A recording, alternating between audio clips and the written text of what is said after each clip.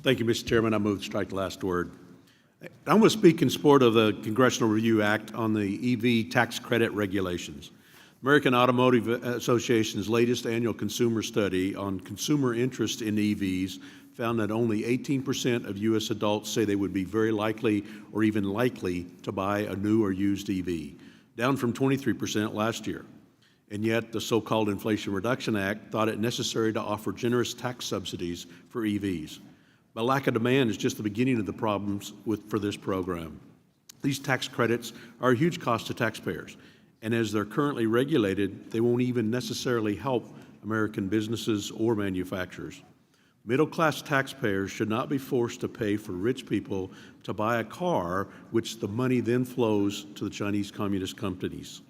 The Biden administration brushed aside a bipartisan call to impose implementing regulation to ensure that the EV subsidies don't go to foreign entities of concerns, namely China. Instead, the administration issued rulings that loosely dealt with this issue.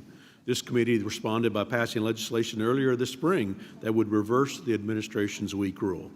However, the Biden administration was undeterred. In their May final implementation regulations, the administration included a rule that contradicts the law as written in the so-called Inflation Reduction Act and includes a loophole that allows for U.S. dollars to flow to China, allowing Chinese billionaires with ties to the Chinese Communist Party and Chinese battery manufacturers to receive U.S. tax subsidies.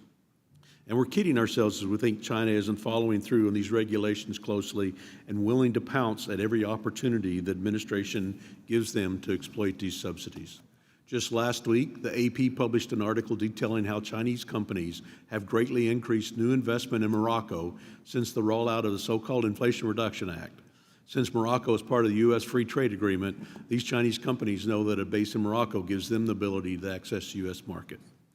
Most Americans already suffering from the pains of Bidenomics don't want to or can't afford electric vehicles. If their tax dollars are going to be used to subsidize the production of electric vehicles, the least we can do is make sure this doesn't enrich China or other foreign entities of concern.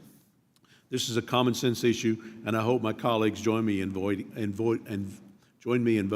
to support of this legislation. Thank you, Mr. Chairman, and I yield back.